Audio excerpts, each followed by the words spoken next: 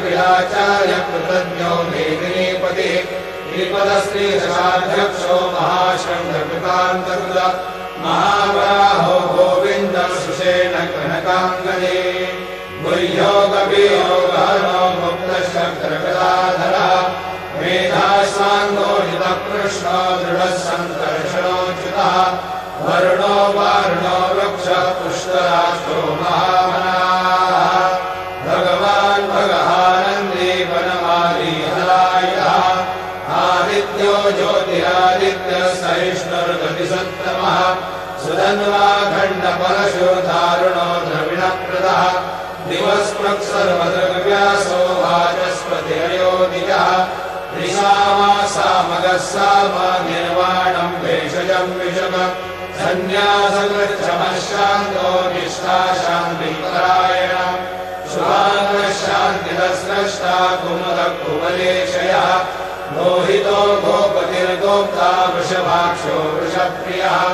अनिवर्ते निवृत्तात्मा संक्षेप्ता क्षेमकृच्छिवः श्रीवत्सवक्षः श्रीवास श्रीपति श्रीमताम्बरः श्रीधश्रीश श्रीनिवास श्रीनिधि श्रीनिभावनः श्रीधर श्रीकर श्रेय श्रीमान्यो कर्तयाश्रयः स्वक्षस्वङ्गशतानन्दो नन्दिर्ज्योतिर्गणेश्वरः विजितात्मा विधेयात्मा सत्यर्निर्छिन्न संशयः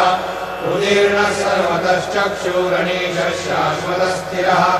भूषयो भूषणो भूतिर्विशोकः शोकनाशनः अर्चिष्मादर्चितः कुम्भो विशुद्धात्मा विशोधनः अनिरुद्धो प्रतिरथः प्रद्युम्नो हितविक्रमः कालनेमिनिहावीरः शौरेशूरजनेश्वरः